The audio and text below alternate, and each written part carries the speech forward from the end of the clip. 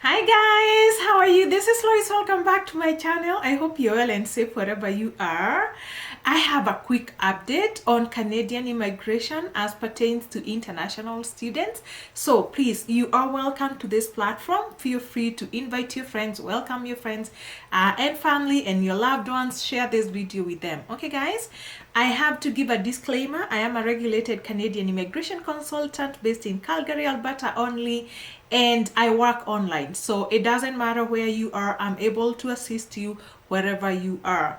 Now, the information on my channel is purely for educational purposes. I'm here to empower you to make better decisions when it comes to immigration, and it should not be taken as legal advice. Should you need legal advice, kindly head on to my website www.milele Immigration Services and book a consultation there. Okay guys, good. Now, what is this good information? This is good news, like really good news. I'm excited and I think you should be excited. Okay guys, now the 20-hour work limit for international students in Canada has been lifted, and you need to understand who this applies to and how it applies to you, because it's not a blanket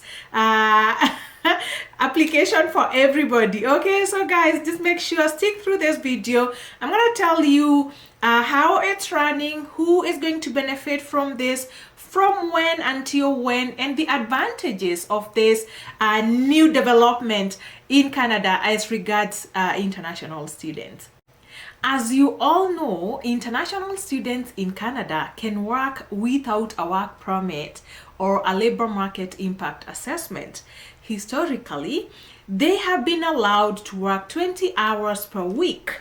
So there's been a limitation that says you can only work 20 hours a week off campus, but as long as you're working within campus, you could work full-time hours. Unfortunately, employment within campus is limited, so not everybody gets to get a job in campus. So majority of international students have only been working 20 hours per week. But now this has been lifted, guys. Isn't this the most exciting news you have heard today?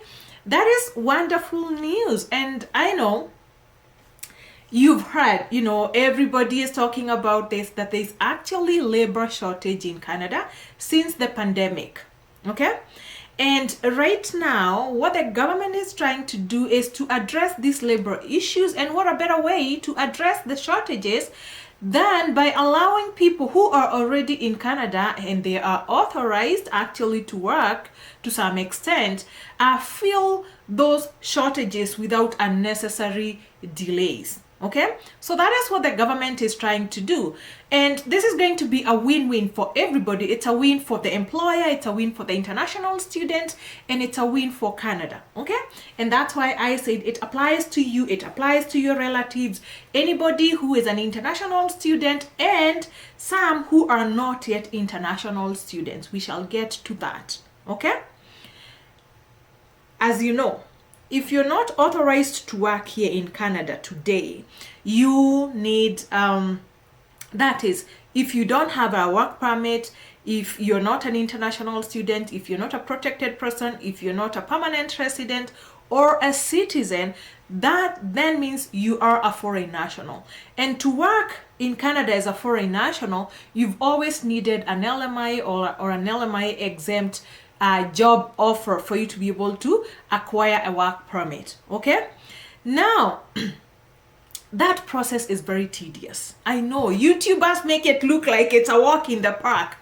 Goodness, it is not easy. It is very long. A lot of employers don't actually want to do it. It costs them money, but the biggest issue is even the processing times and the recruitment process. It's quite a stringent process, and not everybody can actually get to an LMIA. And I just want to mention at this point, because I got someone this week, actually two people this week, who told me, Lois, how can I apply for an LMIA? And please, people, it's not you as an employee who is going to apply for an LMIA. It's the employer who should always give you an LMIA. So these things, these shenanigans of people telling you to pay this much money to get an LMIA, people, you're being ripped off. You as an employee have no business applying for an LMIA. An LMIA is something an employer should always give to you like this. There's an LMIA, positive LMIA, or an LMIA exempt code, and this is the job offer. It's not you as a job seeker to be applying for an LMIA. Stop being duped, people. Tell your friends. It's so rampant. Everybody is telling me, you know what, check for me if this is legit. This person is saying we pay this much money, they apply for a job, for an LMIA for me. Come on, please, people, you're being scammed. Anyway, I digress. Let's get back to what I am talking about today. So because of that lengthy process of getting an LMI, many employers shy away from doing that, and it's tedious and it's expensive and it's involving. And then we have the processing times. Guess what? Processing times for work permits with the pandemic, they've been anything from 6 months up to 2 years. Yes, there are some applications that were submitted in 2020 and they haven't been approved. Now tell me, if you're waiting for a job for 2 years, who is still waiting for you? Okay, so that is why, because of all those issues, that is why the Canadian government is lifting the limitations for international students so that they can continue working here. They're already here, they're already in Canada, they are readily available, they can work from tomorrow, they can actually extend their shifts.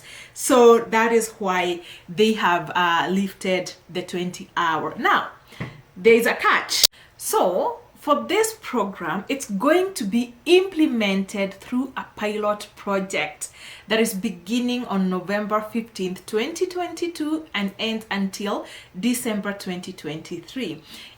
As history has it, in this country, I have lived here now long enough to see how things go. I have watched trends, but there's a chance that if this project, it's a pilot, if it's super successful and alleviates the labor shortages, and the government likes it, there's a chance that it could be extended or even made a permanent program. Don't quote me on that, but there is a chance. So please look into the future, guys. Look into the future.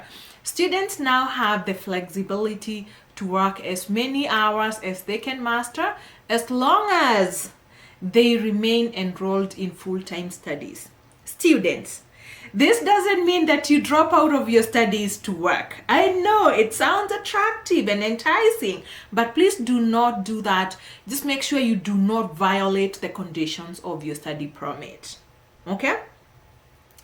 One thing I still want to tell you though, the work experience that you will gain when you're working as a student, that doesn't change. That work experience will still not count for Canadian experience when it comes to you applying for express entry or the Canadian experience class or whichever immigration program. So presently the work that you do in Canada as a student doesn't really count as Canadian work experience. So that remains, it's not changing. So whether you're working full-time hours and studying at night, it's not gonna change the fact that it is still work experience gained while you were a student. It's not like you are on a work permit visa. Okay, why is this such a good news for international students? And I know international students who are already in Canada, they are feeling very good. Life has become so expensive, like super expensive with this inflation.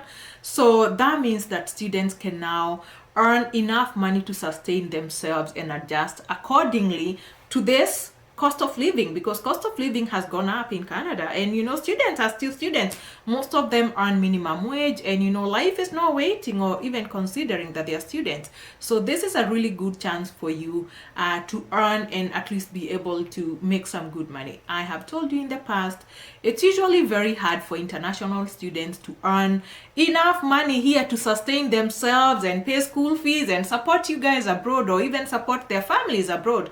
It is so hard for international students if they haven't brought money. So this is at least going to improve their status and help them. Okay, please, international students, if you have good planning and you're diligent, you can work and make money. Actually, you can even make some good savings to be able to support your family back home, or even support yourselves, or even if you don't have anybody to support, you can make extra savings. Who doesn't want to make extra money and make some savings?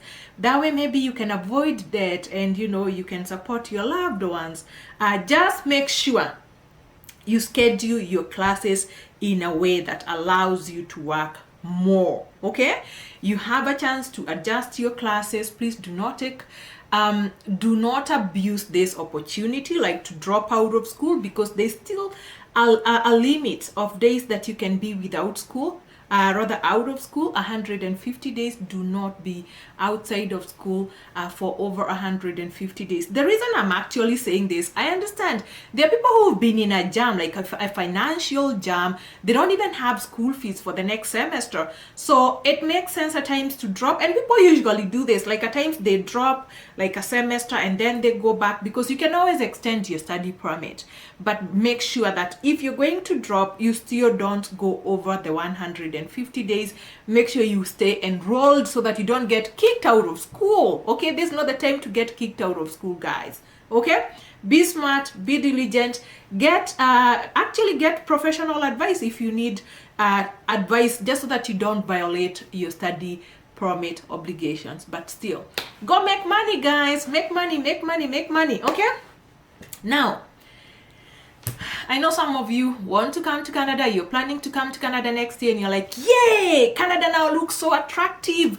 We are going to Canada and we are just gonna work and never go to school. Hold on. Hold off. Okay, there are some conditions. Number one, who can immediately benefit from this? If you're already in Canada and you have a study permit, okay, and you're already working.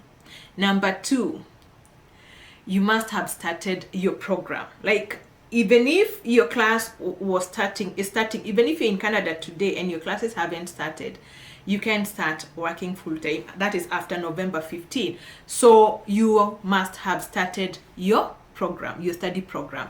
Then after you start your study program, you can work full time. Okay, then you must be a full-time student. There are some requirements for study for part-time students. Especially some part-time students can qualify if they are on their last semester of school, okay, and they don't actually need the full workload, the full semester workload. So make sure you understand that bit if you're a part-time student. You must also be enrolled in a DLI. Your program must be for over 6 months, and you must meet the course workload. Remember what I said, this is not the time whereby you're going to say, oh, you know what, I'm not going to take the whole 6 credits, I'm just going to take 2 credits. You must meet the credits set up in your school so that they don't kick you out. Okay, guys, if you're not in Canada, because I know some of you are not in Canada, there is a class of people who qualified. They actually got their study permit, but they've been studying online.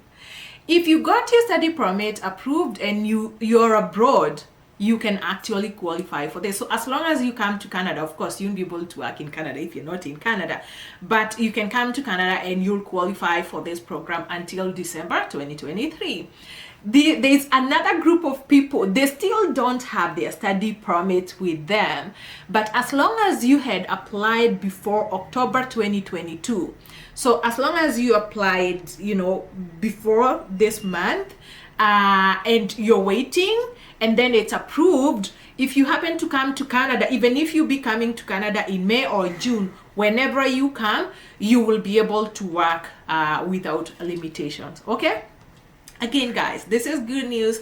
No LMIA, no limitations. You can work for any employer anywhere and you can make some moolah. So international students, this is the time for you to make some good money, at least be able to support yourselves, get out of debt, guys. Okay, And I think this is going to make Canada quite attractive for international students, especially if this project is renewed. As I say, don't quote me, there's a chance that most likely it's going to be renewed if it's successful. So of course, don't start making all plans to come to Canada on the basis that Loy said it's going to be renewed. I didn't say that. I said if it's successful, there is a good chance that it's renewed. And if it's renewed and you happen to be in Canada, then you become lucky. I tell people, create your luck. Always be present when an opportunity arises. Don't wait for opportunity to come and then you're like, oh my God, I wish I did that. Right now, there's a lot of you out there who had the opportunity to apply to come to Canada on international studies, but they were like, oh, you know what? I wouldn't go to Canada because they only work 20 hours a week. And I understand that. It's legit. But guess what? Those ones who are here today are the ones who are benefiting. I also have some students of mine who decided to study abroad online because of that pay thing, because, they're like enjoying their jobs there. Now, you see, you need to be here. Always be ready when an opportunity is coming up, guys. Okay? Thank you so much for watching, and I'll see you on my next video. I have really good updates. There's so many immigration updates. Guess what? Canadian immigration changes every day. Those guys never sleep. Every day they are releasing new updates, new programs. So stay tuned. I have a new program for you, and I will see you. Subscribe, like, and share. Thank you, and bye now.